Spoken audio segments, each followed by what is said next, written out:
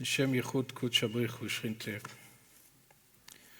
We start this majestic and unique evening with a recitation of Psalm 131. Shir HaMa'alot LeDavid. Adonai lo gava libi velo ramu enai. ולא הילכתי בגדולות ובנפלאות ממני, אם לא שיוויתי ודוממתי נפשי. כגמול עלי אמו, כגמול עלי נפשי. יחל ישראל אל אדוני, מעתה ועד עולם. A psalm for the ascent by King David. Almighty God, let our hearts not be elevated, nor our eyes heightened. Let us walk not in ways more formidable and wondrous than ours, lest we first practice soulful equanimity and spiritual quietude. May the Jewish people long for God Almighty from now to eternity. Amen. Birshut Shamayim, with permission from on high. Birshut Harav, with permission of our monumental rabbi. Birshut Harabanim, with the permission of all rabbis present here. Good evening, everyone, and thank you all for attending. Ladies and gentlemen, tonight we're in the presence of greatness. The leading Jewish mind of our time, and one of the foremost public intellectuals in the world entire, reflecting not only about the Jewish condition, but the human condition writ large. A person who was introduced at Yale University as one of the prime spiritual figures of our time, together with the Dalai Lama and the Pope. Rabbi Lord Jonathan Sacks' encyclopedic knowledge in Torah, in Jewish spirituality, and in secular and worldly wisdom is unrivaled and incomparable. His contribution to Jewish and human thought in our days, in our time, in our historical epoch, can be summarized, I believe, in two words in the English language: indispensable and incalculable. To truly understand and internalize the rabbi's contribution to Jewish thought and to human thought today, one needs to revert to a concept and a phrase articulated by Rabbi Lord Sacks himself, namely that the meaning of the system lies outside the system. Rabbi Sacks' grandeur of spirit supersedes his overt, formal, academic, external achievements on the revealed level, what the Kabbalah calls Alma Deit Galia, his innumerable degrees and books and honorary prizes.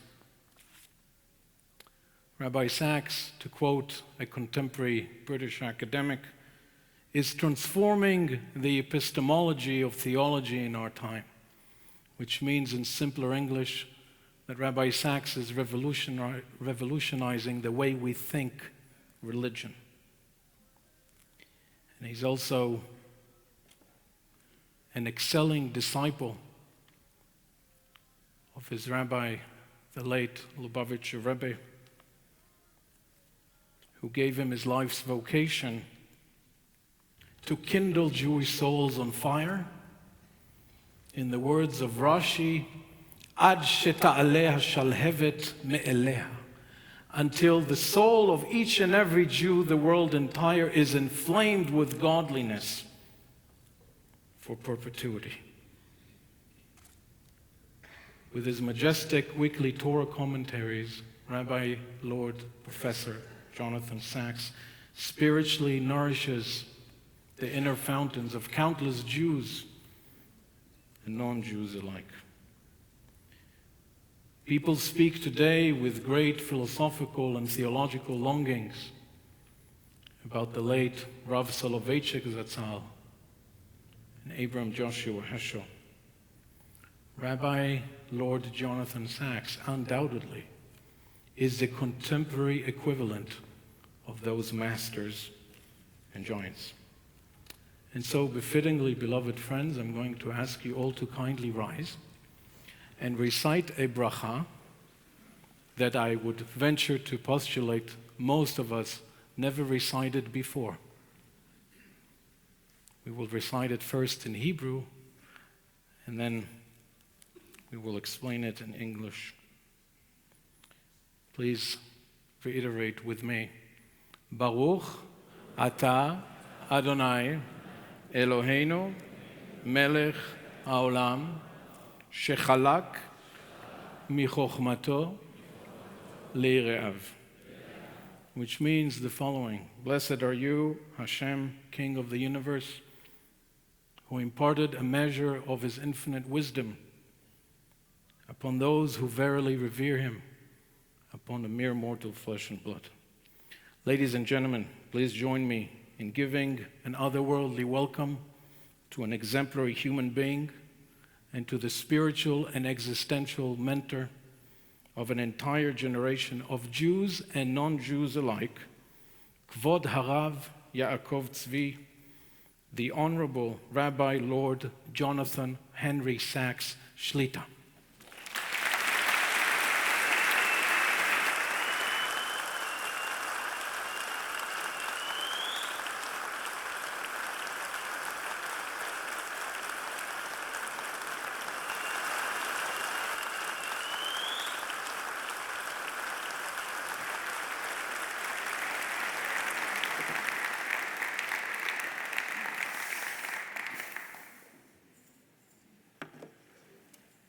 Wow. What a welcome. And it makes me feel two things. Number one, very humbled. And number two, maybe I ought to stay in LA.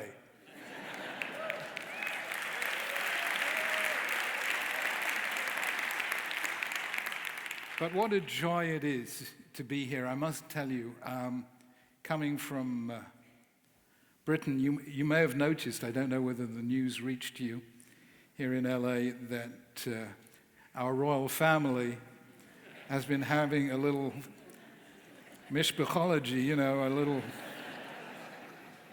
So it's a joy to be able to leave behind the problems of one royal family and join the celebrations of another royal family, namely the members of Tiferet Israel. You really are a royal family. If we say Avinu Malkeinu, our Father, is the King, that makes every one of us, every single one of us, princes and princesses. And you have done one thing which has proved challenging to other royal families, namely, you have been able to keep the family together. Because your community, as your president has mentioned, comes from so many different places of origin with so many different Jewish histories, from Israel, from Turkey, from Rhodes, Greece, Egypt, Iraq, Iran, Cuba, and even the USA. And you have taken them and made of all of you one family. And that is very, very beautiful. You have maintained with great faithfulness and pride your Sephardi traditions and customs. And I have to confess, I am not a Sephardi. I hope this doesn't shock you. But I admire the Sephardi loyalty to tradition so much because you have a unique blend. And this is the great distinction of the Sephardim, of clear mind, warm heart, and unshakable soul. And to find all of those together is really, really special. So I have, over the last few years, been accustomed to say, Yasher Chayli, if I had the power to do so, I would convert all Ashkenazim to become Sephardi. But the fact is that you have a combination of a truly outstanding community, a beautiful shul, and a really, really special rabbi, Rabbi Tal Sessler.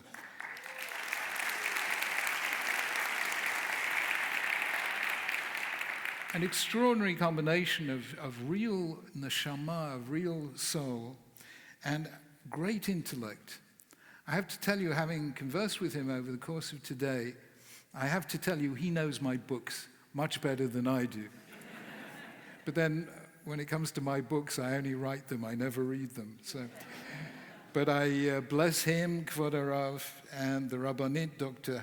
Nina, and your young Eliana and Noah. May they grow to be a pride to Am Yisrael. And we thank you, Rabbi Sessler, for all you've done for the community. I want to thank also, of course, your Chazan, Chaim Mizrahi,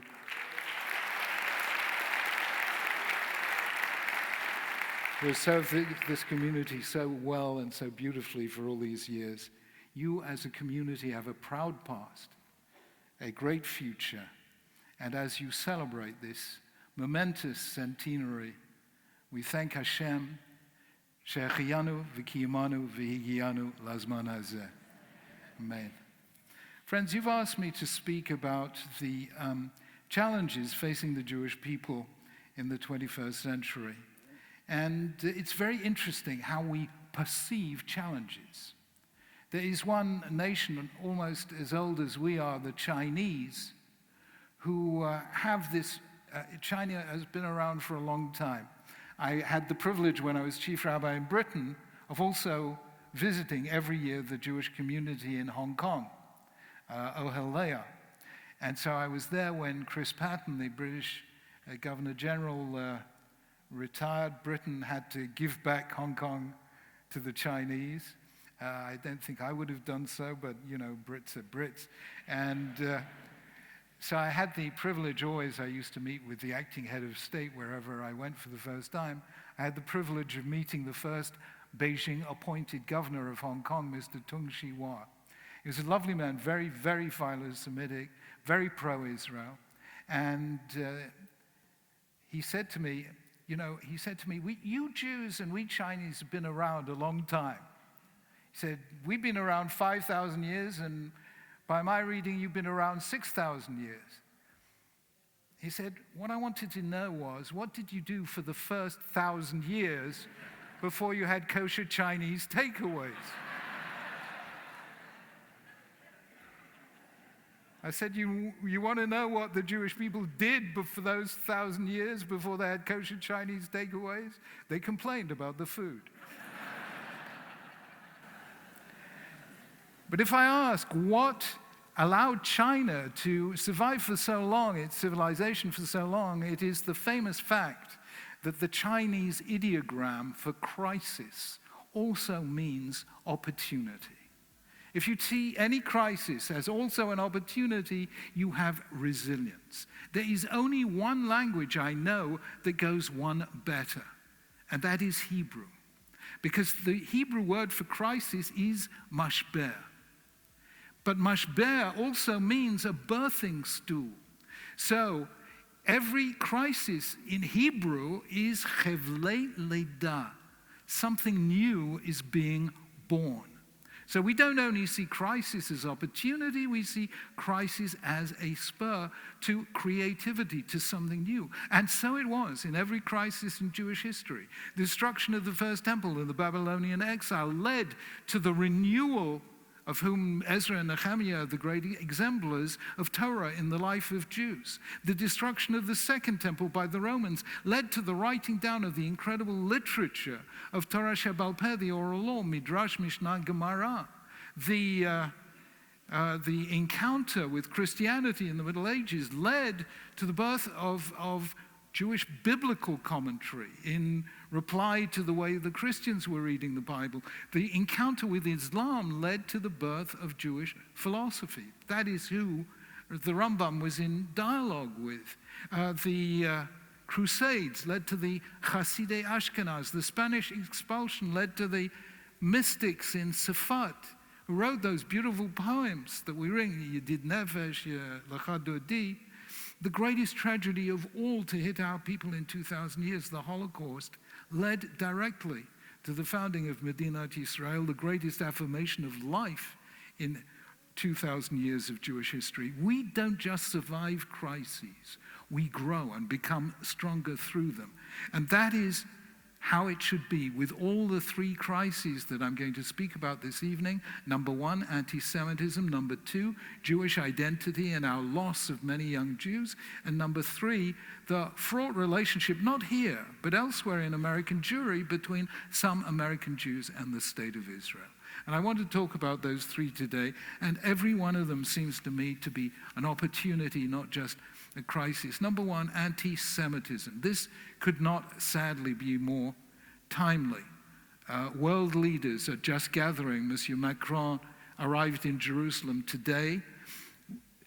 Leaders from 47 different countries are gathering in Yerushalayim to observe the 75th anniversary of the liberation of Auschwitz. They will all be there in Yad Vashem, among them your Vice President, Mike Pence, and our Prince Charles, who will deliver a very, very strong personal speech about how the Holocaust and Holocaust survivors have had an impact on his life. But you have had now a horrendous rise of anti-Semitism in this place that we expected it least. Here in Los Angeles, am I right, you've had swastika daubings, including a shul and a school. You've had the terrible tragedies elsewhere of Pittsburgh and Poway and Jersey City and Monsey. In Britain, we had a leader of the Labour Party, one of our two big parties, who made that party a safe haven for anti-Semites and anti-Zionists. Of course, I have to say, in deference to the leader of the Labour Party, he performed a miracle.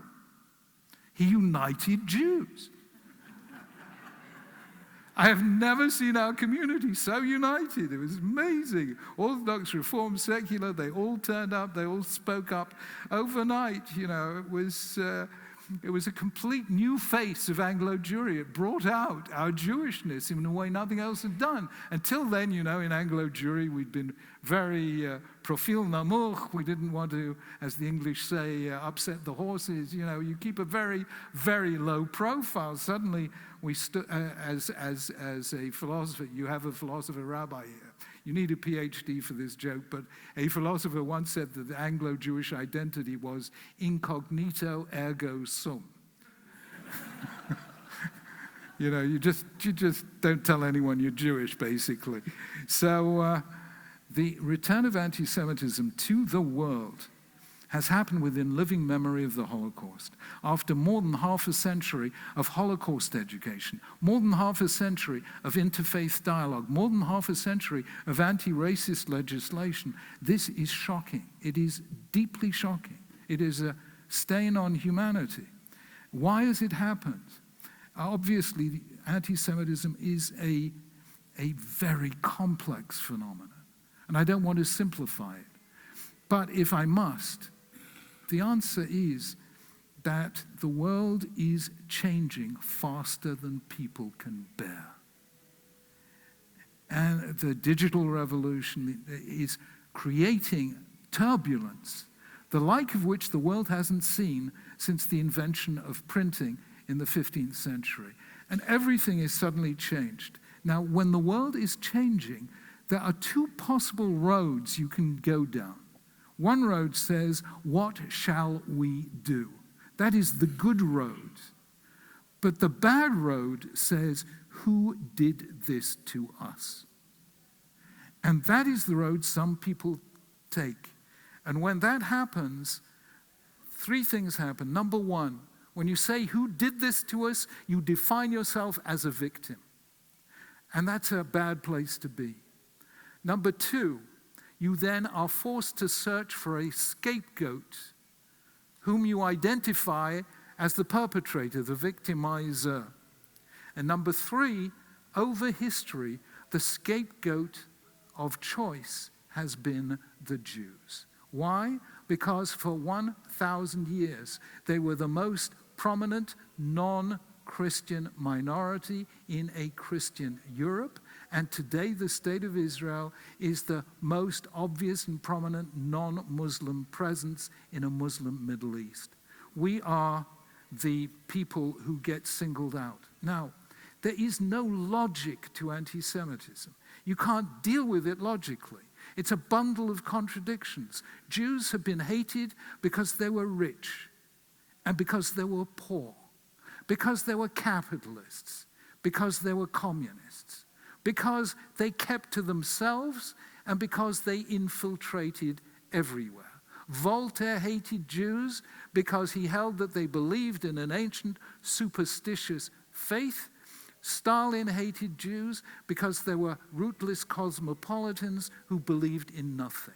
So how do you explain a phenomenon that is fraught all the way through with contradiction?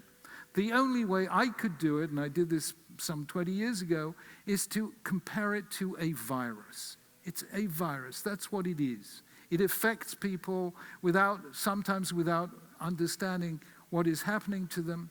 And the human body has the most incredible defense against viruses called the immune system. Now, how do viruses survive the immune system? The answer is they mutate, so that the immune system doesn't recognize them. And that is what has happened to anti-Semitism. Every time a very effective defense against it has been created, an immune system, as was created after the Holocaust, the virus mutates. So we are living through the third mutation. In the Middle Ages, Jews were hated for their religion. In the 19th and 20th centuries, they were hated for their race. Today, they are hated for their nation state. Anti-Zionism is one form of the new anti-Semitism. Now, I have said this many, many times, and I get challenged on this. I got challenged on BBC television news on this. Rabbi Sachs, aren't you saying that all criticism of Israel is anti-Semitism? I said to the interviewer, actually a week ago, I was in a school with 16-year-old kids, and they asked me the same question. So I said to the kids in the school, hands up all those who believe it is legitimate to criticize Britain. Everyone put their hands up. I said, how many of you believe Britain has no right to exist? Nobody put their hands up. So I said to the television interviewer, if 16-year-old school children can understand the difference, so can you.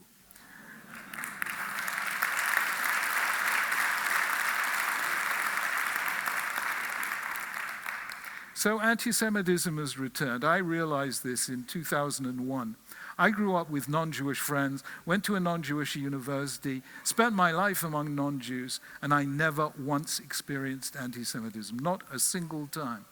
In 2001, our youngest daughter, who was then studying at the London School of Economics, went to an anti-globalization rally, which turned quickly into a tirade against America, then to a diatribe against Israel, and finally to an assault on Jews.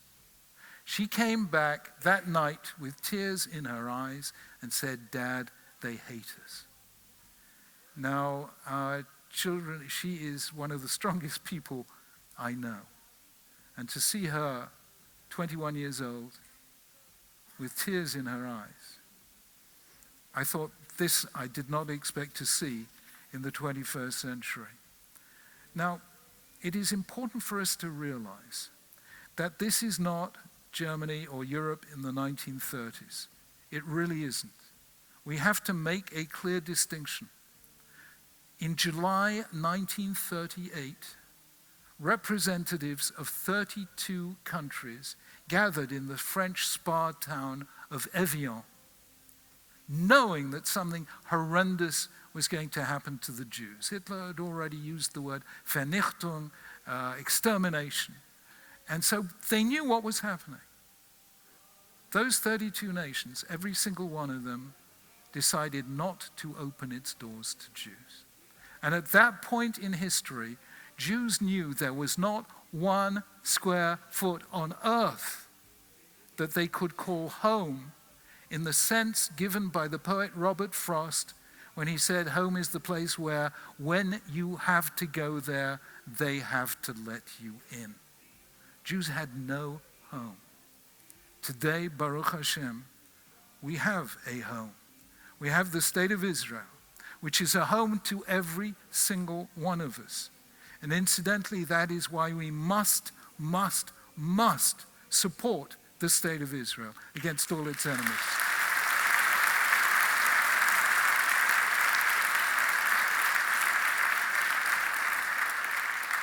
But this means that we have to face anti-Semitism without fear. And what do we have to do? 3 things.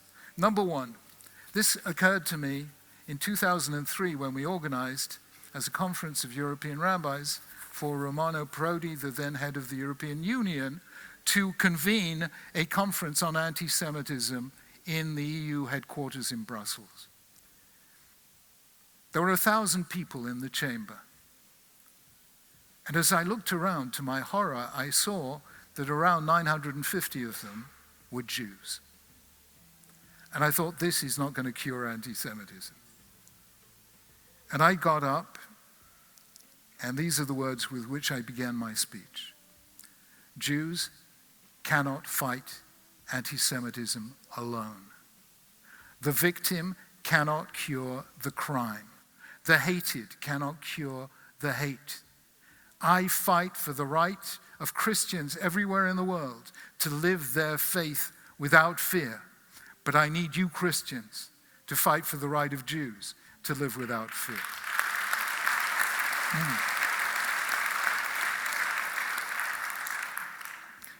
I said, I lead the fight in Britain against Islamophobia, but I need you Muslims to lead the fight against Judeophobia. And so we decided then and there that in Britain at least, the fight against anti-Semitism would be led by non-Jews. And it has been. It has been led by all the prime ministers since then, by Tony Blair, by Gordon Brown, David Cameron, by Theresa May, and indeed by Boris Johnson. They have all been they have led the fight. It's been led by non-Jewish members of parliament, some of whom resigned their membership of the Labour Party because of this. It has been led by leaders of other faiths, including the Archbishop of Canterbury and leaders of the Sikh and Hindu communities, and by moderate Muslims.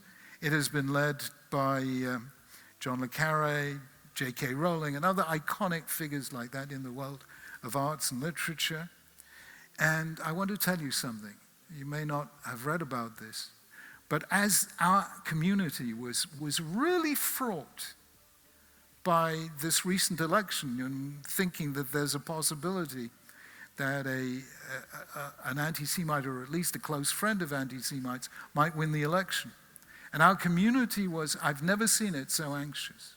And at the height of that anxiety, just before the election, Prince Charles held a reception for 400 members of the Jewish community in Buckingham Palace and stood up and said, no community has contributed more to Britain than the Jewish community.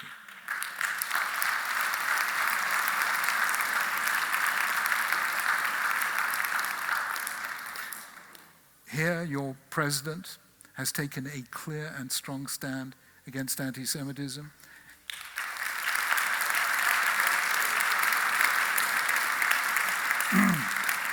And I believe his recent executive order will assist the fight against BDS and the intimidation of Jewish students on campus.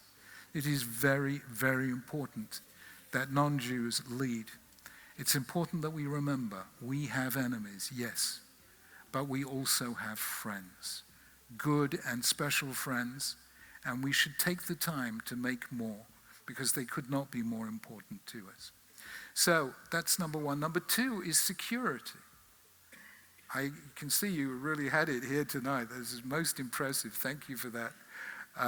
Security is important because people who seek to harm Jews always search out soft targets. And we have to make sure that no Jewish shul, school, premises, none of them is a soft target. You will need a lot of major activity on the part of the community and financial help from the government to have things like security doors, blast-proof windows, security guards, and so on. Our Jewish community has been doing this for a very, very long time. And it has helped us so far, Baruch Hashem, avoid any really major physical attack on Jews. And we have something called the Community Security Trust, which has about 60 professionals, experts, monitoring all potential threats to the community. It works hand in hand with the government and the police force. And then we have 4,000 volunteers standing as voluntary security shlichim on all our premises. I have to tell you, it is wonderful. And it does some unusual and unexpected things. I hope I don't shock you if I tell you that not every single young Jew wants to spend their time inside a synagogue. So what did CST do? It took standing outside a synagogue and turned it into a mitzvah. Now, when you're standing security for a long time and there's nothing much happening and you've got a young man and a young woman standing security duty, they get talking to one another, and our security volunteers turned out to be the best shidduch agency we've ever had. So do the security, and that's important. And finally, never let anti-Semitism make us afraid. I once told the story of a very, very orthodox Haredi rabbi who in the end of the 1980s went to Moscow as Glasnost and Perestroika was happening. It was opening up life to Jews. The only trouble was this easing of communist rule opened the door not only for Jews but also for anti-Semites. And a young Jewish woman came to see this rabbi in a state of shock and concern, and she said, you know, all my life nobody ever commented on my Jewishness, and now when I walk in the street they shout at me, Jid, Jid. And the rabbi turned to the young lady and said, well, look at the way I'm dressed. He was wearing a kapota and a shtreimel. He said, they probably don't take me for an Episcopalian. He said, and yet no one has shouted Jid, Jid at me. Why do you think that is? And she said, you know why? Because they know I will take it as an insult, but you will take it as a compliment. Now, there is a very deep lesson there. Wear your identity with pride. That's probably the best thing we can do to let anti-Semites know they cannot win.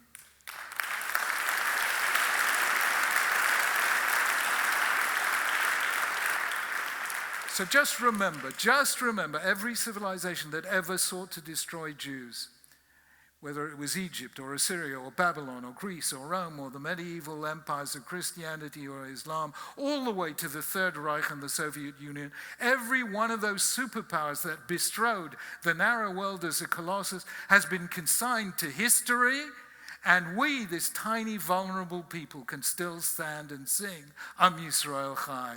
We win the battle.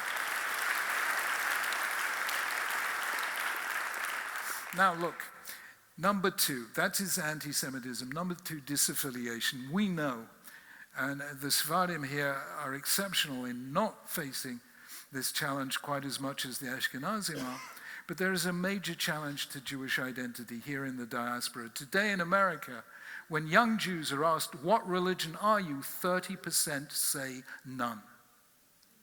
Throughout the Jewish world, between 2 in 3 and 3 in 4 of young Jews is deciding not to marry another Jew, have Jewish children, and continue the Jewish story. It's a real, real tragedy. The late Shlomo Carlebach he spent his life going around campuses, and he once said, I ask, because he always included non-Jews in his concert as well, and he always used to say, when I ask people, what are you? And somebody said, Catholic. I said, I knew that's a Catholic. Protestant, I knew that's a Protestant. I'm just a human being, I know that's a Jew.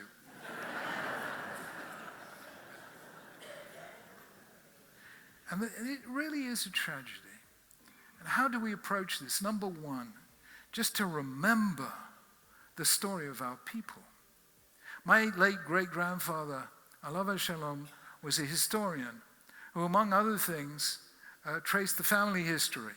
So we have a family tree which goes back to the Maharal of Prague, which goes back to Rashi, which goes back to Yehuda HaNasi, which goes back to David HaMelech, which goes back to Yehuda, which goes back to Yaakov and Yitzchak, etc., etc. And I showed this family tree to our children once when they were young, and one of my daughters turned to me and said, "Hey, Dad, we're descended from Abraham and Sarah. We're famous."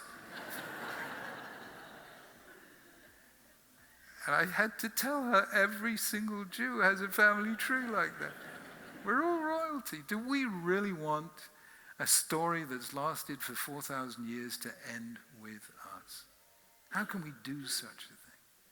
That's number one, just to be given a sense of where we come from, the gift of an identity and a history, the like of which no other people has had. But number two, looking to the future. You know, there was a lady from San Francisco who got in touch with me and said, "Rabbi Sachs, you know, you've been talking about the social media and smartphones, and we're here in Silicon Valley, and I must tell you, our kids spend all their time on their smartphones and their Facebook, Instagram, and it's terrible. It's terrible for their social skills. It's terrible for their eye contact. It's terrible. Even when we're having meals, they're holding their phone under the table and texting their friends." She said, so we decided as a family, we talked it through and we decided we are going to have as a family 1 day a week a screen-free day. No phones, no tablets, no laptops. She said, "You'll love what we're calling it. We're going to call it Shabbos." I can't tell you how important Shabbat is. And sometimes I think non-Jews appreciate this even better than we do. You know, I spent a week, Elena and my wife and I spent a week in Amritsar, which is the Jerusalem of the Sikhs, where the Golden Temple is. We spent it with the Sikhs, with the Hindus, with the Dalai Lama. We spent a week. And I'm standing, Dalai Lama and I spoke to the 2,000 students at the Sikh University, and I couldn't believe it that one of the leaders of the Sikh community worldwide, Babaji, I've forgotten his full name, Mahinder Singh, got up in front of 2,000 Sikh students in Amritsar and said, "We Sikhs need what the Jews have. They call it Shabbos." He said, "Can you imagine 1 day in 7 when you don't do any work and you just spend time with the family, with friends? We need Shabbos." I said to him, "Babaji, could you come and give that sermon in one of our shuls, please?" 2010, there was a conference on climate change in Copenhagen, United Nations. And the Secretary of State for the Environment asked the Archbishop of Canterbury and myself to bring together religious leaders before that conference to tell him what our religious traditions are on caring for God's earth. And so he said, "Well, look, you know, I have one simple solution to solve climate change. Keep Shabbos. Because no cars, no planes, no anything, you cut down the carbon footprint by a seventh, it'll cure global warming." An imam came up to me and said, "You know, I never looked at it that way. I'm going to tell my congregation not to drive to the mosque on Friday." I said, "Imam, come and tell that sermon in one of our shuls, please." 2 years ago, the Archbishop of York, the number 2 in the hierarchy of the Anglican Communion worldwide, spent Shabbos with us in Marble Arch Synagogue, 25 hours, from Kabbalat Shabbat to Havdalah. He davened with us, he sang with us, he ate with us, he learned with us. His name is John Santamu. I said, "John, why are you doing this?" He said, "Because one of the greatest gifts of you Jews to us Christians is the Sabbath. And we are losing it, and you are keeping it. So I want to come and see how you are keeping it." It is a wonderful, wonderful gift that that is the antidote to the pressures of a 24/7 world, the horrific effects of too much exposure to the social media, and so on have. Shabbat was made for the 21st century. Number 3, I don't know if any religion ever has valued the individual more. Nefesh achat ka'olam malay. One life is like a universe. And because we valued the individuals, Jews are a nation of outstanding individuals. We never merge in a crowd. We say, the Lord is my shepherd. But no Jew is ever a sheep. We all do our thing differently. And because of that, I don't know, we just produce greatness every direction you look. Here on the West Coast, Mark Zuckerberg and Sheryl Sandberg are Jewish. Sergey Brin of Google is Jewish. Sam Mendes, have you seen his film? Because it's going to win all the Oscars, I think. 1917 is Jewish. Daniel Radcliffe, who was Harry Potter, is Jewish. The one that my grandchildren tell me is the heartthrob of the moment, Timothy Chalamet is Jewish. Your most successful pop record producer, Mark Ronson, is Jewish. I'm sure the Almighty created Gentiles, but somehow or other, you don't hear about them that often, So now, how is it that this tiny, tiny people produces these extreme talents? They're not all of them very Jewish, but somehow or other, he planted in us the idea that every one of us counts. And in an age of mass viral videos and crowds, we stand out for the value of the individual. And that too is a great gift to our children and grandchildren. And one of the things that all these new technologies are actually reconfiguring the brain and making it very hard to concentrate for a long time. I do a program for the BBC and their news program called Thought for the Day, which used to be 3 minutes long and 15 years ago was cut down to 2 minutes 45 seconds on the grounds that nobody can concentrate for 3 minutes anymore. I think it must be down to 15 seconds now. Twitter is certainly down to that. And you think of the Daf Yomi, the Siyum HaShas that's just taken place, where you are studying one text for 7.5 years. There's nothing like it in world civilization. The cure for ADHD, this is the Jewish commitment to studying and learning and letting us be lifted by the text. So I really think that, and I also think that Judaism today is so important in a world of change because living Judaism does extraordinary things for us. It strengthens family. It strengthens community. It gives us an identity. It gives us a sense of global connectedness. It gives us a commitment to helping others. It develops the mind, the heart, and the soul. And in an age of climate change, of global instability, of uncertain impact of AI, of fragmented societies, deep divisions, no people, no faith has handled uncertainty longer and more successfully than we have. So I think Judaism is the gift for the future, not just of the past. And, I was so struck, I think I write it in one of my books. Your rabbi really knows my books better than I do, so I'll ask you where it appears. But there was a great English literary scholar who was famous throughout Britain called A.L. Rouse, fellow of All Souls College, Oxford. And the last book he wrote, just before he died, was called Historians I Have Known. And the penultimate sentence of that book is, if there is any honor in all the world that I should like, it would be to be an honorary Jewish citizen. Now, he never lived long enough for me to find out why he wrote that sentence.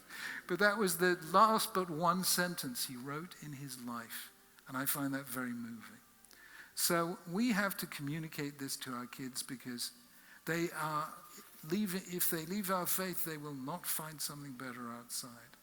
And we have to do it as compellingly as we can, which is why, as some of you will know, we've tried to use the new media to speak to young people through YouTube, through Facebook, through Instagram, through Spotify. I haven't got a clue what those things are. But it seems to touch young people, and that is how we have to do it. We have to take that eternal message and make it live again through the new media. That is Jewish identity. And finally, Israel. I don't know how this difference of opinion, there's a conference taking place now or soon in Beit HaNasi, hosted by President Reuven Rivlin, with leaders of the American Jewish community to try and heal the rifts between American Jewry and Israel. Now, how those rifts happen, I really don't know, except that I do. The answer is politics. But since when was our connection to Israel political? Israel is our home. It is the place to which we have been traveling since the days of Avram Avinu and Moshe Rabbeinu. Its language is ours, its landscape is ours, its calendar is ours. You can stand in Jerusalem and know that here in Yerushalayim, over there is where Avram and Yitzchak walked when they traveled towards the binding. It was here that David HaMelech made its capital. It's here that Shlomo HaMelech made the temple. Here that Jeremiah prophesied. Here that Ezra and Nehemiah gathered the exiles. Here that Rabbi Akiva looked down from Har HaTzofim on the ruins. It is here that Yehuda Halevi traveled. It is here that Ramban rebuilt the old Yishuv. And if we in the diaspora don't like Israeli politics, most Israelis don't like Israeli politics. You know, from this you don't die, you know. So if you don't like some rabbinical decisions in Israel, not every Israeli does. But the truth is, I'm sure that some Americans don't like some American politicians. But does that mean you don't like America? You love America. To me, Israel is the miracle of miracles. No people.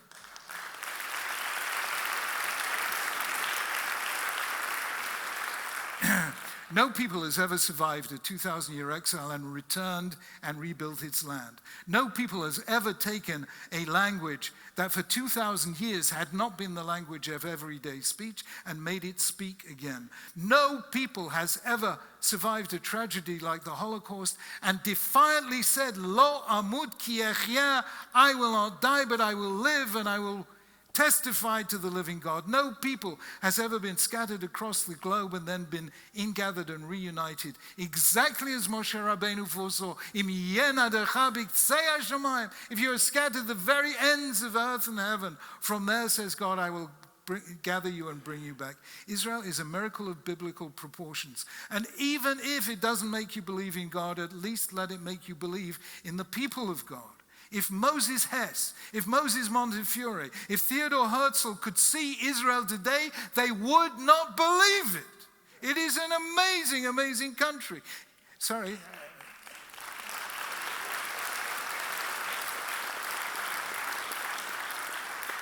Here is one of the oldest peoples in the world, and it is at the cutting edge of some of the newest technology in the world. Medical technology, information technology, nanotechnology. And sometimes the old and the new come together in unexpected ways. 2 years ago, a group of Haredi Dayanim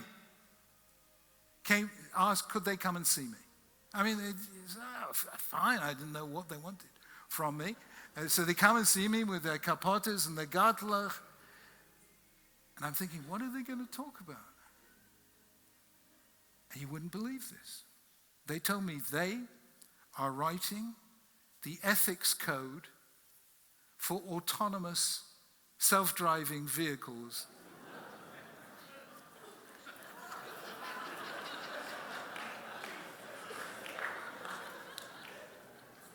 Now, can you imagine this? You know, I mean, you know the problems that the ethic codes of autonomous vehicles are. You know, you see it suddenly starts raining and the car starts skidding and there are two cyclists in front of you and one is wearing a crash helmet and one is not wearing a crash helmet. Who do you crash into? If you crash into the one with the crash helmet on the grounds that he may survive, then you're penalizing him. I mean, if you crash into the one without a helmet, you're endangering his life. But if you crash into the one wearing a helmet, you're penalizing him for keeping the law. So what do you do in a situation like this? Well, I tell you, not even Stanford tells you how to answer that question, but you spend your lifetime learning Gemara, then on the one hand, on the other. It's easy. So somehow or other, Israel brings together the oldest of the old and the newest of the new. This is a completely true story, and it is a place where miracles happen daily. But what is really remarkable about Israel, and really important about Israel, is the way it represents in a part of the world obsessed with killing and with death, the biblical command, uvocharta v'chaim, choose life. Jews, when they came to Israel, systematically chose life in ways that are almost unbelievable. They came to a land that was desolate, that had been neglected for centuries, so they became the most innovative farmers in the world. They're surrounded by enemies, they become the greatest soldiers in the world. They have to cope with suicide bombers, they develop the most effective anti-terrorist measures that anyone has ever taken. They are faced with missiles, they invent Iron Dome. They have faced with tunnels, they have just developed ultra-sensitive listening devices that they are, as we speak, installing on the Lebanese border. Every single thing they do is uvocharta v'chaim. And do you know what is really impressive about Israel? There is a statement that we read in Shul this Shabbat about Pharaoh afflicting the people. And listen to what the Torah says. Kasher ya'anu oto ken yirbeh v'chen yifrutz. The more they were afflicted, the stronger they became. And that is what Israel proves to the world. The more afflicted Israel is, the stronger it becomes, and it is a role model to all humanity of what it is to choose life. The truth is that if a Jew today cannot stand proud of Israel, what can you stand proud of? Zu atzenu, zu amenu. This is our land, this is our people, and the greatest privilege of our time is that we have seen it. The greatest prophets saw it in a vision, we have seen it with our own eyes. And I have to say that this is the privilege of being alive at this time. So to summarize, number one, we can defeat anti-Semitism if we have friends, if we have security, and if we have self-confidence. Number two, we can inspire our children to be Jewish and to respect Judaism if we realize that it represents not just a great past, but also an extraordinarily powerful future. Number three, we have to stop playing politics with Israel. Israel represents our people at their very best, and it deserves our support, our love, and our devotion. So, because Israel really is where Judaism comes alive, because it represents a victory of life over death, of security over terror, of freedom over oppression, democracy over tyranny, and hope over despair. So I end with a story which is a very old story, so your rabbi knows it by heart and probably already told it to you, but I don't mind, okay? You'll hear it from me with two witnesses as proof that it's true. But this happened 45 years ago, that Elaine and I, you may have noticed that the British weather is not exactly the same as Los Angeles weather. It's cold, it's damp, it's miserable, and we love it. But comes winter, when it's really cold, damp, and miserable, it can get very depressing. And so for the first time in our lives, I said to Elaine, let's go and get some winter sun. We'll go to Eilat. Now, Eilat was very undeveloped in those days. People in my shul said, Rabbi, don't go to Eilat. Their standards of dress are not necessarily rabbonish. But we went anyway, and you know what? They were right. So I spent a week without my glasses on.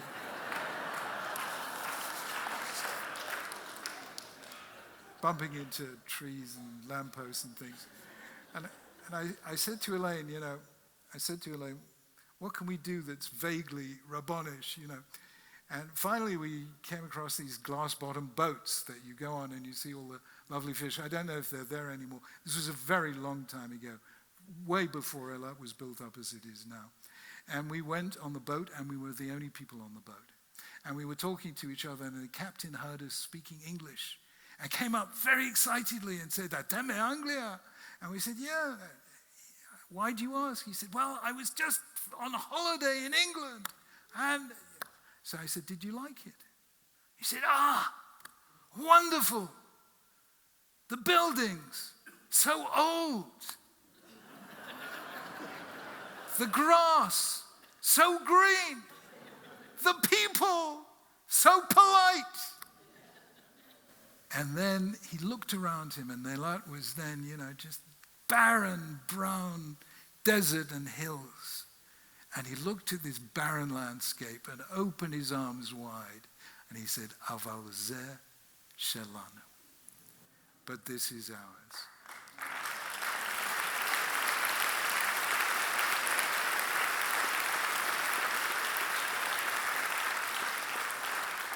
Friends, there are other nations, other faiths, and other countries, but this is ours. It's Hashem's great gift to us. Let us keep it, be proud of it, and hand it on to the next generation. Amen.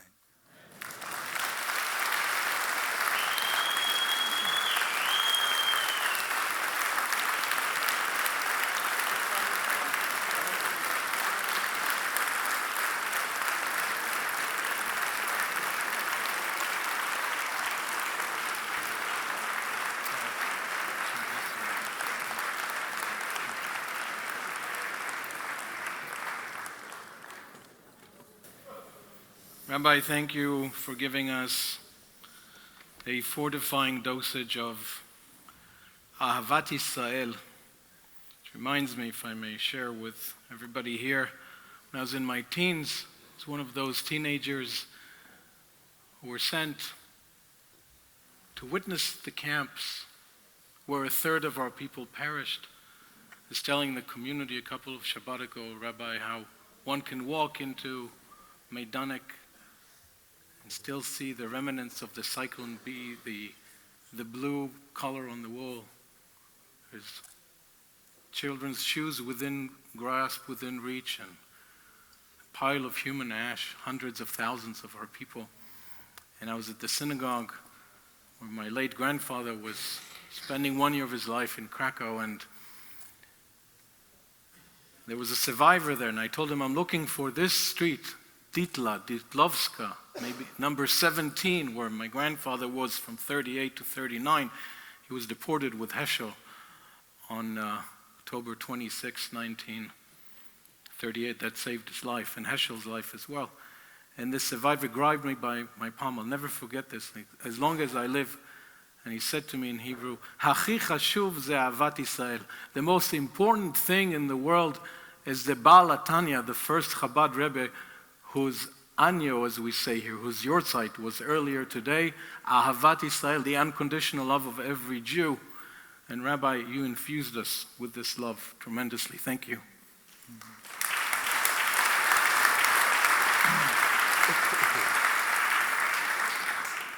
Rabbi, as you well know, sir, there are two approaches to texts. One is the late Jacques Derrida's approach, a great Sephardic Jew and philosopher, passed away in 2004, who postulated Il n'y a rien hors du texte. There is nothing but the text.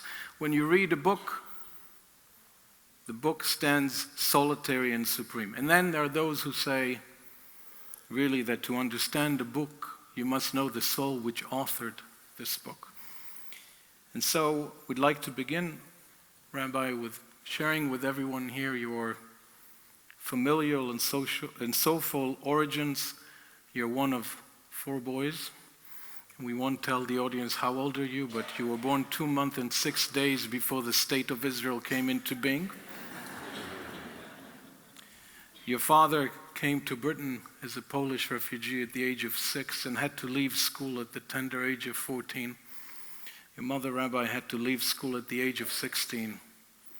And as you said in interviews, they may have not had the opportunities to acquire much knowledge, but they more than made for it in their abundance of love of Judaism and God and Ahavat Yisrael. And then usually your next move, Rabbi, is to quote so magnificently the English romantic poet Wordsworth, who teaches us that which we love, Judaism, Torah, God, Israel, others will love too, our children and grandchildren, and we will teach them how. By emulating Rabbi Sachs, we will teach them how. And then, Rabbi, you went on to read philosophy in Cambridge, the second half of the 60s. You submerged yourself in all the great thinkers of the West, from the pre-Socratic thinkers to Bertrand Russell of the time. And then came the waiting period before the Six-Day War, and all the Jews suddenly identified themselves as Jews, the scholars and the students. And then you found yourself, distinguished Rabbi, to quote the name of a well-known article by Chadam al Parashat Drachim, on an existential juncture, and you undertook a pilgrimage to the two towering rabbinic figures of the time, Rav Soloveitchik Zatzal, the Lubavitcher Rebbe, Zchuto Yagen Aleinu. At some point, you get to these promised shores of Beverly Hills, and you're given an audience with the Rebbe. Would you care to share with everyone, Rabbi, what brought you to New York, and how your encounter with the Rebbe transformed your life from a prospective career in economics or law or professorship into a spiritual vocation? I think the Six-Day War had a transforming effect on all my generation, because the people who only know it in retrospect know it as an amazing and unparalleled victory for Israel. But the weeks leading up to it were horrendous. Really, we who had been born after the Holocaust felt that a second Holocaust, God forbid, was shaping to take place. Nasser had spoken about driving all the Jews into the sea, and Egyptian and Syrian armies were being massed. We were terrified. We were all terrified. And even Jews who never came to the Jewish society came to Daven, they came for Mincha, whatever it was. It touched every one of us. Once Israel won that war, it was so spectacularly. For most people, that was it. That was the end of the crisis. Back to life as normal. But I wanted to know what connected me to this people whom I didn't know and that were several thousand miles away. What is it about being Jewish that binds you in that sense of shared destiny? As Shimon Bar Yochai put it, when one Jew is injured, all Jews feel the pain.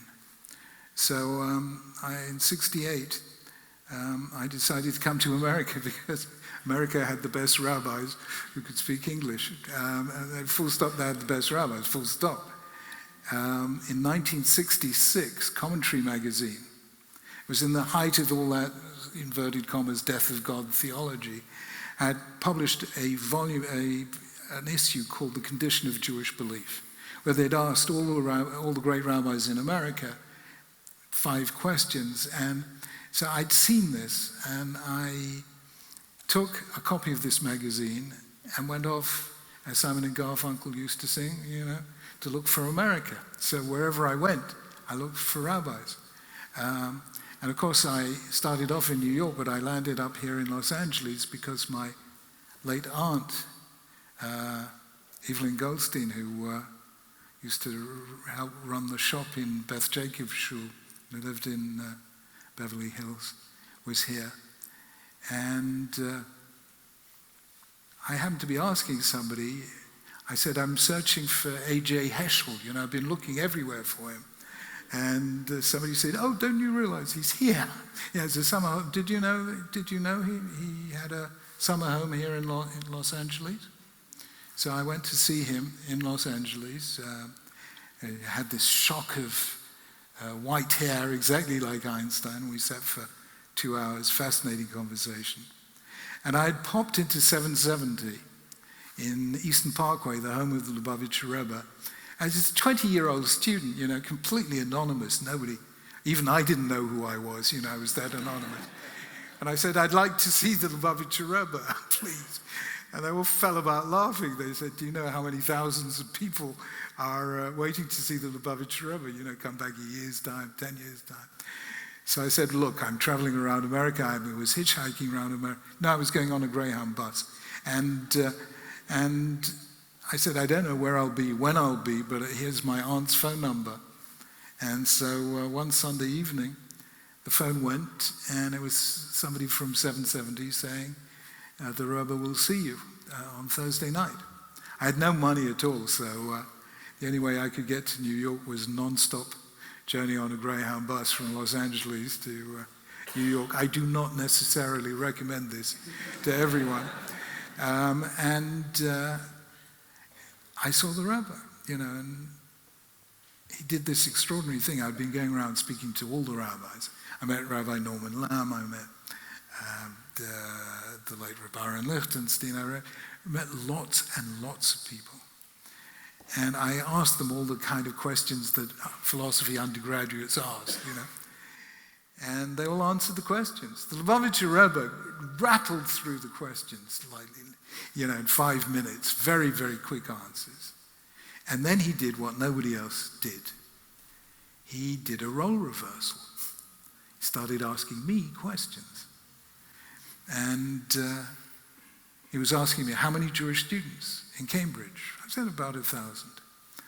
He said, how many come to the Jewish Society? I said, about 100. He said, what are you doing about it? I said, me? What? I wasn't doing anything about it, So he started giving me a hint that maybe I should do something about it. And I began a sentence in reply, a really English sentence. It began, in the situation in which I find myself. The Rebbe, very unusually, cut me off in the middle of the sentence and said, no one finds themselves in a situation. They put themselves in a situation. And if you put yourself in that situation, you can put yourself in another situation. And I suddenly realized that this great man, with hundreds and with tens of thousands of followers, was essentially telling me to get up and do something. As he said to somebody else, a young Jew who came to see him and who told him that he was a great fan of baseball. And the Rebbe told him, don't be a fan, be a player. And that's what he was telling me. And I summarized this many years later by saying that people got the Rebbe completely wrong. They saw him as a great leader with thousands of followers. I said that was true, but the least interesting thing about him, a good leader creates followers. A great leader creates leaders.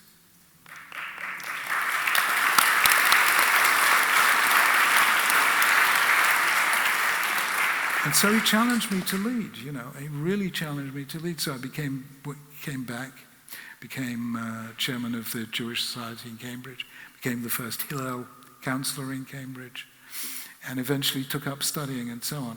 But that's another story for another time. But in the end, it just showed you, there's not one place in the world that you can go where you don't find a Chabadnik somewhere. And I don't know, there have been great leaders in every generation, but I don't know of any Jewish leader in history who changed the face of every single Jewish community in the world. Elaine and I got married. We're Bezrat Hashem in 5 or 6 months. We celebrate our golden wedding anniversary. And I had never seen mountains before. So I said, let's take our honeymoon in the Swiss Alps. So we took our honeymoon in the Swiss Alps, and we arrived in brilliant sunshine, this magnificent scenery. And the next morning, I open the curtains, and I say, somebody's stolen the mountains. What had happened was a low cloud, mist had descended, and you couldn't see anything. Well, you couldn't schlep all the way to the Swiss Alps for your honeymoon and not climb the mountains. But we were doing so with a visibility of 2 to 3 feet. So Elena and I climbed the Swiss mountains in low cloud, singing Chabad Nigunim. Why? Because we said, if a Jew is lost anywhere in the world, Chabad will find him.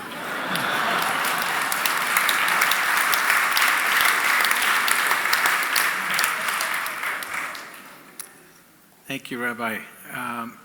Rabbi, in your TED Talk, you offered your perception of what is the preeminent false idol of our time. Every generation has its own false idols. A century ago, a prominent European scholar wrote a book called The God That Failed about communism, and you said that if anthropologists from another galaxy would come to visit at least the secular West today, they would encounter a certain kind of idolatry. Would you care to share with all of us, please, what is this contemporary mode of idolatry, and how does it affect today's individuals, families, communities, and nations? Somewhere around the 60s, something strange happens. I don't know if you've come across something called a Google Ngram. Anyone have come across this? Google have digitized entire literatures. They're working on Ivrit at the moment in conjunction with the National Library and the Hebrew University. So they have digitized copies of everything that was published in England and America since 1900, since before 1900.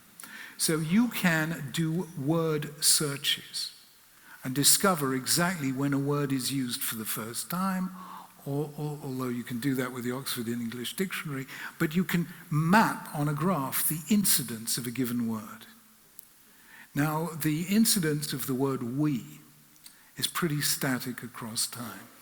But starting in the 1960s, you see a sudden rise in the word I. And that is very significant. The second thing that happens is, and somebody's done a major research exercise on this, that the same thing happens to pop lyrics, which are all, until the 1960s, are all about us. You know, the lover and beloved, it's all Shir Hashirim stuff. And suddenly it becomes very I-centered. Today's pop music, not that I'm a great maven on this, is very I-centered. The third thing that happens is you get a whole lot of words appearing that begin with the word self. Self-actualization, Maslow's hierarchy of needs, self-fulfillment, self-realization. And here, starting here in California, you have Nathaniel Brandon, the Talmid Mufhak of Ayn Rand, is that her name? Starting a movement, which starts here in the school system in Los Angeles, called self-esteem. You get other words like autonomy, which is an older word, but suddenly becomes the most important thing that the law must do is give me the right to choose whatever I like. That only exists in law beginning in the 1960s. Or the word authenticity. I'm sure you've read Charles Taylor's book, The Ethics of Authenticity. And all of a sudden it's I. And that's bad news. If you look today, outside the Jewish community, in large parts of the West, marriage has almost died a death. Fewer people are marrying later, more marriages are ending in divorce, and more children are being born outside marriage. In Britain, it reached almost 50%. Today, 42% of children born outside marriage. And in the States, something quite similar. So all of a sudden, you have problems of loneliness, which has become an epidemic in Britain and America. Number two, you have the social media, which are essentially, Norman Mailer once wrote a book called Advertisements for Myself. And that's very often what social media is.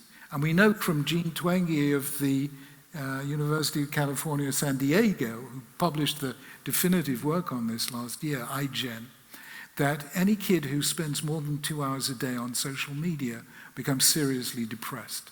And if you look at teenage health and self-satisfaction, it's constant until 2013. And suddenly self-satisfaction plummets, and rates of depression and, God forbid, suicide attempts and actual suicides rocket. 1/4 of 14-year-old girls in Britain have self-harmed. Now, that's huge, but that's all about I. And politics has ceased to be about principles, and it's about I. I'm better than you, etc., etc. So I think this sudden increase on I has been really damaging and is at the source of many, many dysfunctions of Western society. Now, I don't know, have you ever come across a book called A History of the Jews by Paul Johnson? You ever come across this? It's a beautiful, beautiful book, one of the most beautiful books ever written about Judaism. And Paul Johnson was, I think he's still alive, a Catholic. And we invited him, Elaine and I invited him for dinner one evening. And I said, Paul, you know, you must have spent many years doing this book, researching everything there is to know about Judaism. He knew more than most of us about Jews and Judaism. I said, what was the one thing that really struck you from all this? He said, well, I'll tell you what it was. He said, there have been collectivist cultures in history, like communism, for instance. There have been individualist cultures in history, like the contemporary West, or like 2nd century Rome, or 3rd century BCE Greece. He said, I know of only one civilization that managed to do both at the same time, and that's Judaism. And I suddenly realized that he was, as a Catholic, paraphrasing Hillel's great dictum, Im ein ani li mi li, you know, if I am not for me, who will be? Ukshal ani la'atzmi me'ani, but if I am only for myself, what am I? So it seems to me that Judaism is the antidote to this.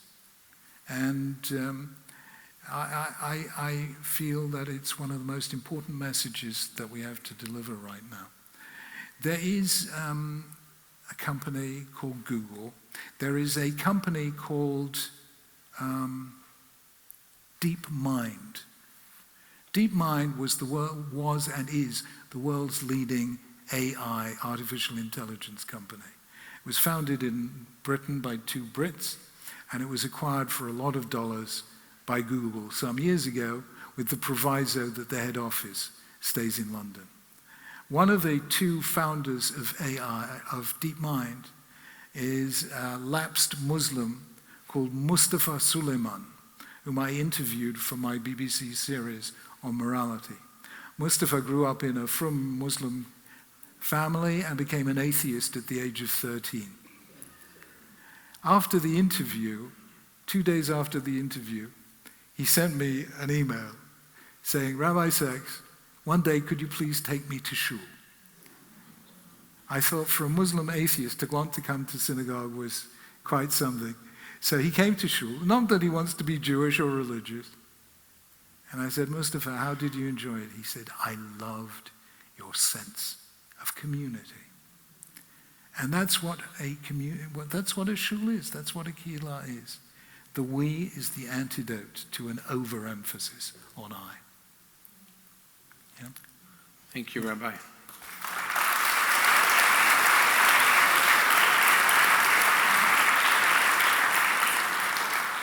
Rabbi, there are people here who started to undertake the endeavor of Daf Yomi now that we've restarted.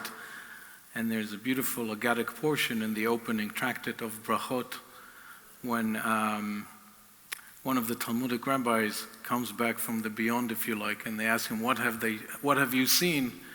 And very famously tells them parsimoniously in Hebrew 3 words, Olam hafuch ra'iti. I've seen a world turned upside down.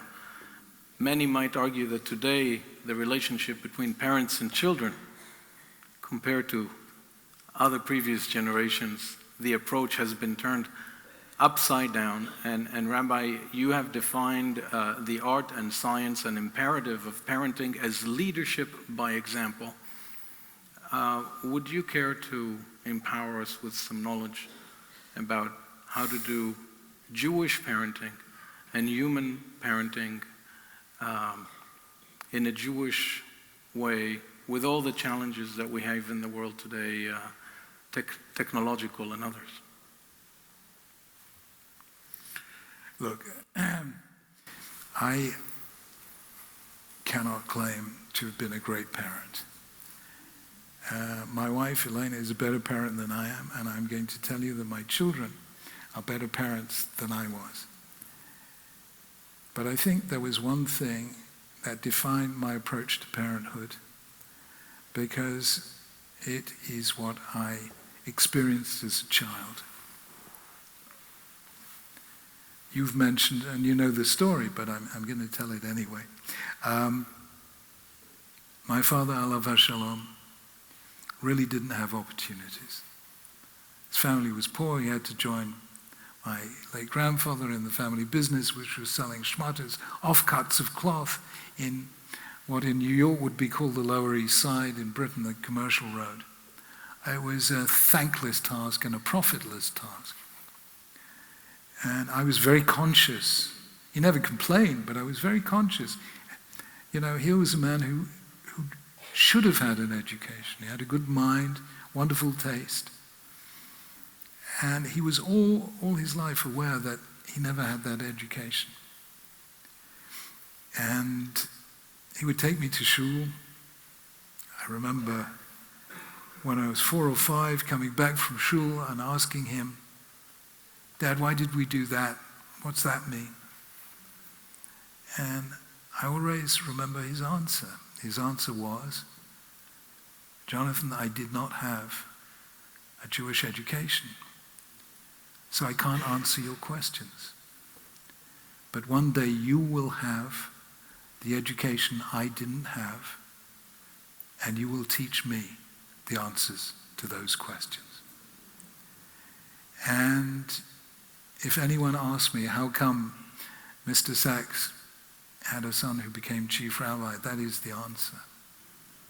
And I suddenly realized that this is what Chazal meant all along when they compared Noah with Avram. About Noah it says, Et ha'elokim hitalech Noah. Noah walked with God. He walked step by step with God. He waited for God to take the first step. He wouldn't even leave the ark without permission. He wouldn't leave the ark without permission. Hashem had to take the first step, and then he took the step. About Avram it says, Hitalech lefanai ve'yeh tamim. Walk on ahead of me. And I suddenly realized that God was empowering Avram the way my father was empowering me.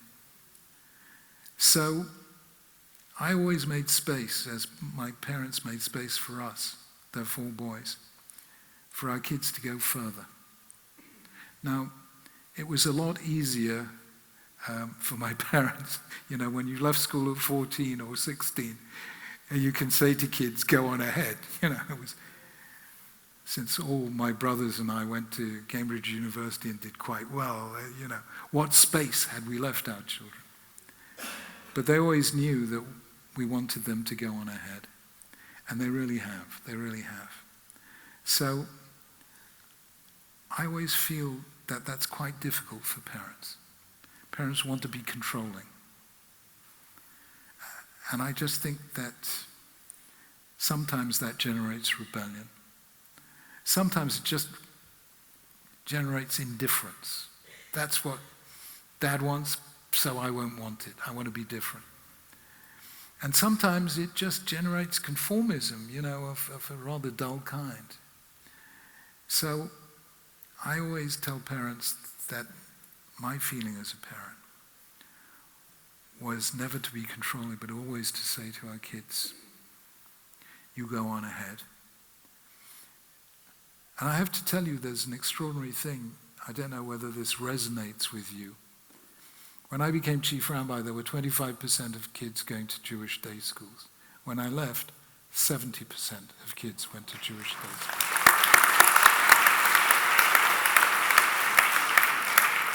This generated a community-wide phenomenon, which was extraordinary, of children knowing more than their parents. And their children, and it happens in a very beautiful way. The kids come back on Friday with the Dvar Torah, which they say at the table on Friday evening, and the parents learn. And today, very often, it's the kids who bring the parents to shul, not the other way around. So I do feel that we have to say to our kids, in some way or another, we're creating the space for you and we trust you. You know, and non-Jews seem to understand this. We had a situation, I can't remember how long ago, when did I do that Emily Maitlis interview on Brexit?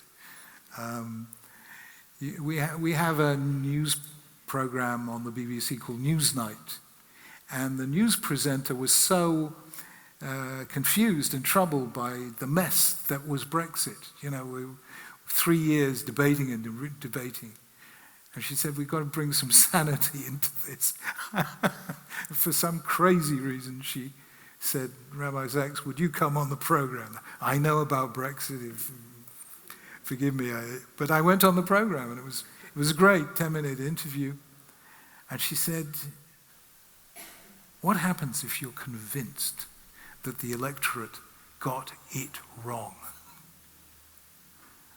And I said, Emily, it's very simple. To be a parent means that sometimes you have to let your child walk on ahead of you, even if you know it's going to make mistakes. And you have to let it learn, because that's the only way anyone ever learns. And democracy is built on the same principle. And if that's the way the British public voted, you have to be faithful to that and trust the public to make its decision. And if it made a mistake, let it discover for itself that it made a mistake. But one way or another, you have to trust. And that is really implicit in the Torah. You know, I mean, we have a big atheist in Britain called Richard Dawkins. Does that name mean anything to you? I've done 3 conversations with Richard Dawkins, 2 on television, 1 on radio. But before I did any of them, I said to the BBC, I'd like to get to know this man. You know, let's see if there's some personal chemistry between us. Because if there is, then we can do it, and if there isn't, we shouldn't. So he came for dinner, and we had a few friends around for dinner.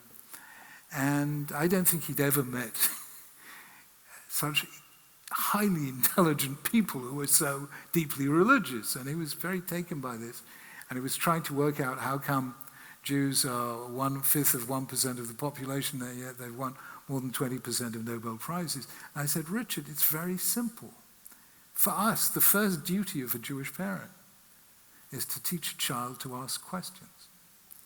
The worst thing to do, the worst thing there is Mi she'eino yodea lishol. And you don't allow that to stay there. You've got to teach. We teach our children to ask questions.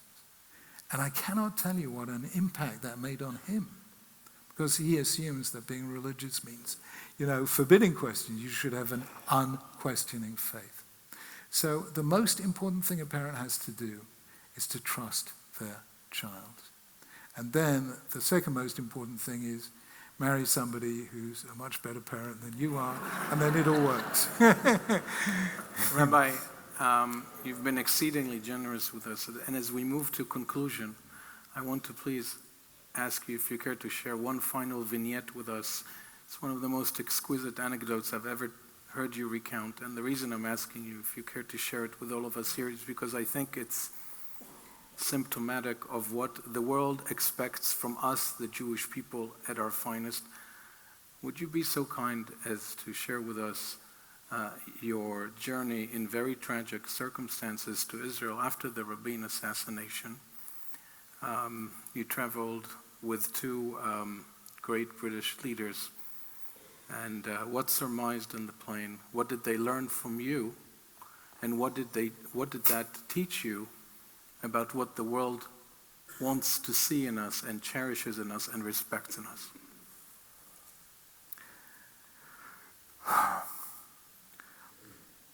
Fourth of November, 1995. Correct. Motzei Shabbat, we hear of Rahman al-Islam, the assassination of Yitzhak Rabin.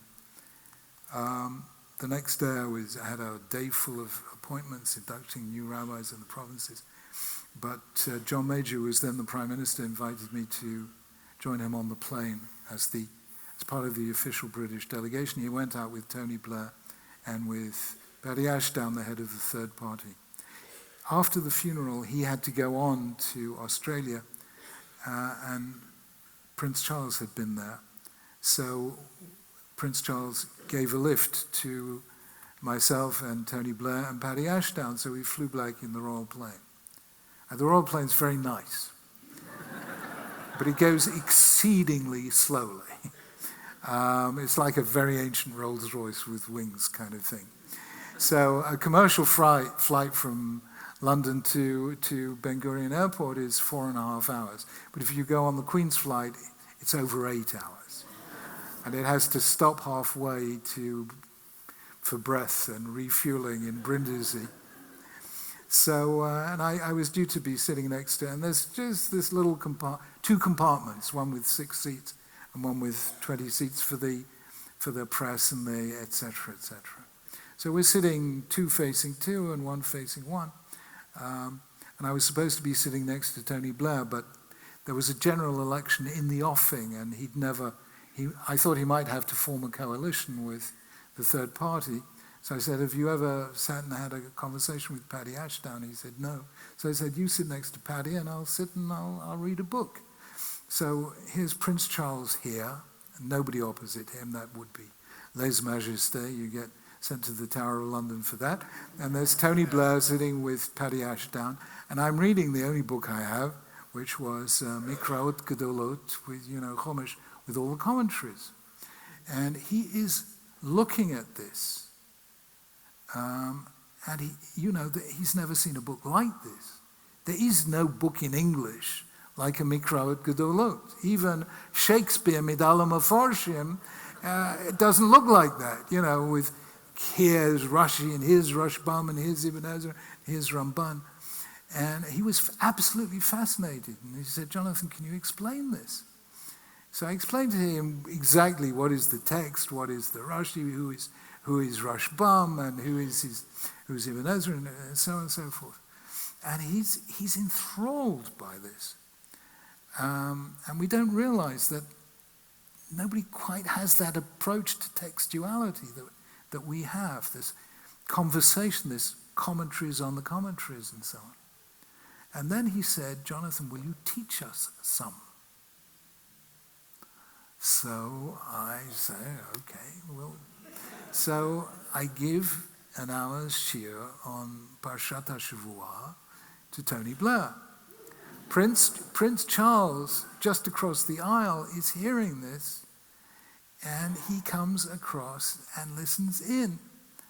And for an hour, I am teaching Torah to our future king and our future prime minister.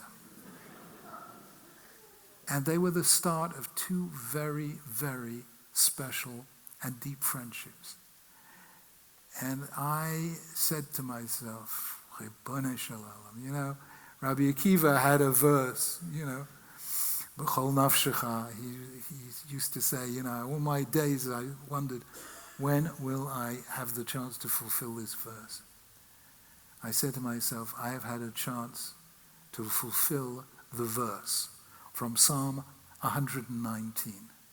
Va'adaber be'edotecha neged malachim v'lo evosh.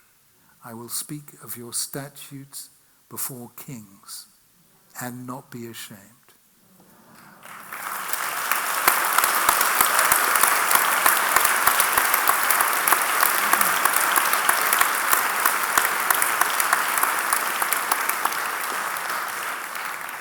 Rabbi, we want to extend our heartfelt gratitude to you, sir, and to Mrs. Joanna Ben Arush. And Rabbi, we know you're fond of quoting the great William Blake, the English poet. Mm-hmm.